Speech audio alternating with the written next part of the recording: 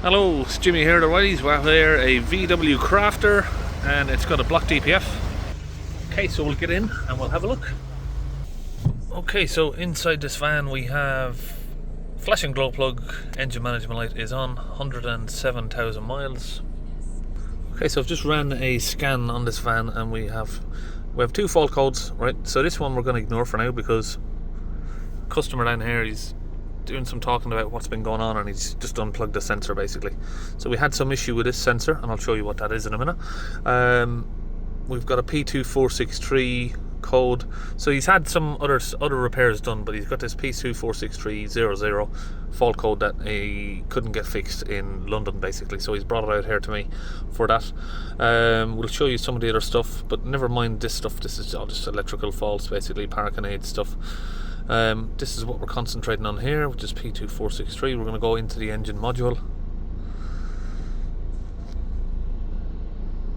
2 litre TDI. We'll go to data stream. Sorry, we'll go back to number 1 for a minute. Okay, now if we type in the differential pressure sensor, I think it's that one we're looking at. And then we need to look at this soot. And we'll also look at the live data for that sensor that we're looking at a minute ago, which is a charge air temperature. This one, clear that off, and then we can look at all of those that I've ticked.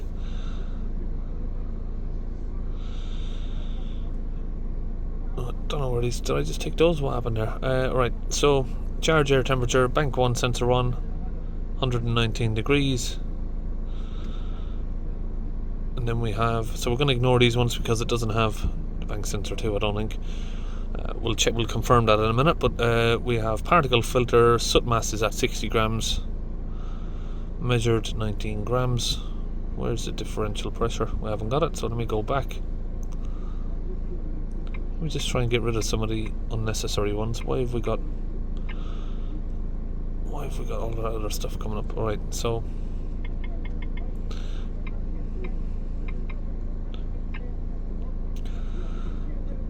particle filter 1, bank 1, so it must be this one. Delete that. Right, 14 millibars of pressure. So it's high. It should be at sort of 4 or 5, maybe 6 millibars. So that needs to be done. So we need to do what he wants done here today is a clean of the DPF basically. We're going to talk about now this sensor here. Okay, so outside the van, try and get that somewhere where you can actually see it. That'll do. So you can see here it's had a replacement tube put over the I think this is a turbo actuator feed pipe, and then we have repaired onto this. So what's happened is rodents, some sort of rat or whatever has come in here. He's chewed through that, and then they've also chewed through this somewhere here. So that's been repaired. Obviously we wanted to confirm that that's working, so you see here bank 1 sensor is 118 degrees. Get that somewhere where you can see it, and then if we unplug that, we're still getting something on it. You can see it goes to -40, and then you plug it in, it's now reading. So this is bank 1 sensor 1, sensor 2 is fitted, it's over here. But right, if we look at this, bank 2 31 degrees, bank 1 121 degrees. Okay, so just unplugged this sensor, it's got corrosion on it. Now if we look down in there as well, a lot of corrosion inside the plug. So if you move the plug now, you can see like the numbers are changing up and down. You see? So what I've done is I've removed the cables and reversed the polarity, so it's dropped down to sort of 100 degrees rather than 120. It's a little bit of change, but when we move the plug back and forth, we're getting movement. I've used contact cleaner to try and clean up the corrosion. Okay, so we've just put that back together temporarily. This is going to need a new plug really, and a new sensor. Yeah, just leave it as. Okay, so back in the van, we're going to try and clear the fault codes and see if that charge air temperature sensor fault clears. Okay, so we'll give it a minute and just scan it again. Okay, so it hasn't returned. We've scanned it 2 or 3 times and it's not returned so far. So yeah, so basically we need to do a new sensor down there, new plug, but we can't get those today. So obviously wherever he's getting this done, I don't think it was the best job done on it, to be honest, but if he wants to get that done elsewhere, that's up to him, or he can come back to me. But today he wants to go ahead and do a DPF clean on this. Now for these vans in particular, I do offer the service of removing the DPF and cleaning it, or cleaning it on the van. On the van is a cheaper option, of course, because there's less labour involved.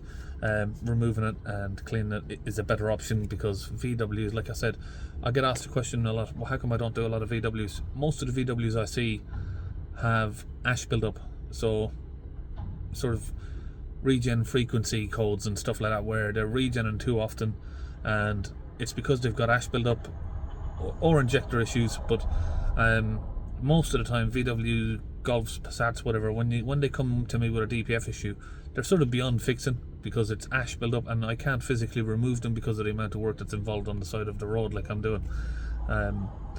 Maybe if I had another garage that I was working in partnership with, that they removed the DPFs and I clean them, that would work, I suppose. Okay, so we're just setting up the DPF clean now. So down here we have the DPF, and we have 2 tubes, one going before and one going after the DPF, if you can see here. Got one on the right, one on the left, so you can do that from underneath or you can do it from the top. It depends which way you want to do it. You can come in up here and remove these pipes over here. Just get some light on that. So they come up along here. As you can see there, you can follow the tubes up and they come up along over there.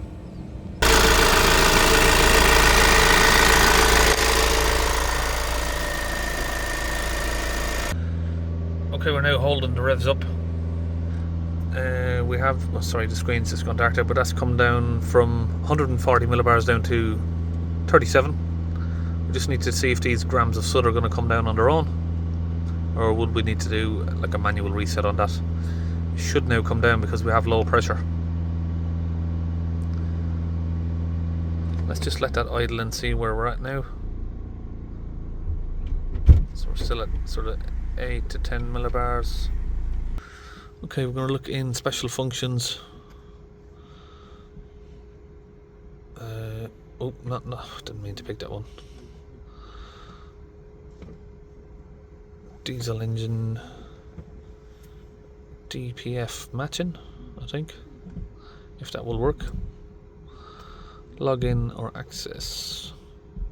Differential pressure sensor, engine control unit, particle filter. It's not applicable to this vehicle. Okay. Well, let's see what we got in here. We might have options in here for that as well. P2463.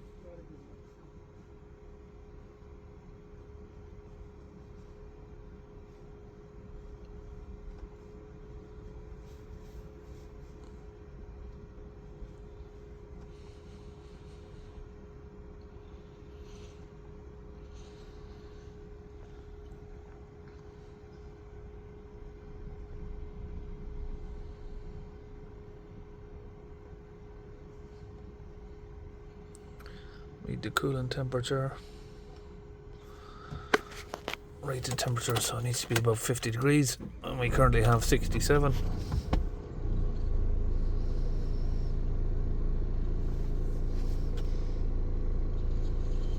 So this wants to do a DPF regen. It doesn't want to do it, so I haven't got the option for resets here. Okay, so we have different options, which is in the guided functions. We're going to go in here and see if we can get this reset like this. Yep, that's the one we're looking for.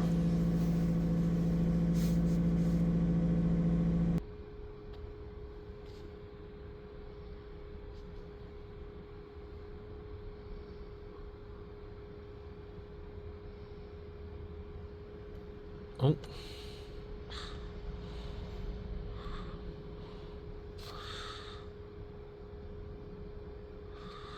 Particle filter replaced. Number 1.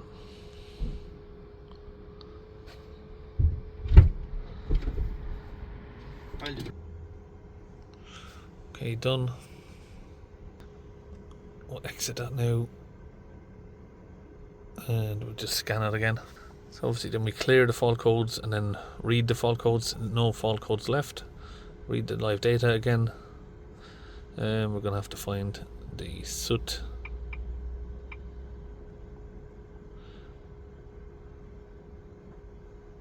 Differential pressure. That one, I think.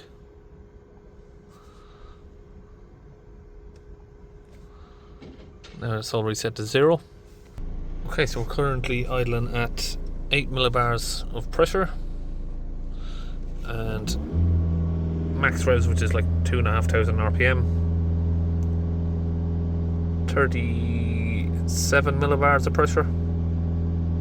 Now we're just going to take the van on a test drive, just make sure that it's got the full power back, and we're not going to have any more engine lights return.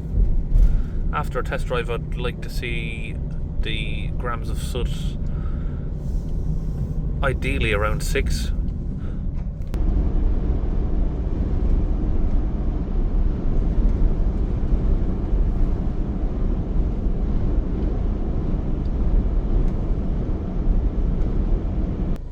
Okay, test drive's finished, and we had it come up to sort of 1.5 grams, and now it's down to 0.9 after the test drive. Okay, so because we've been test driving it and obviously been giving it some hard revs, the pressure will increase slightly as the DPF gets very hot. So that will come back down to sort of 6 or 7 in a minute once it's cooled down a little bit. So obviously we've had no engine lights return.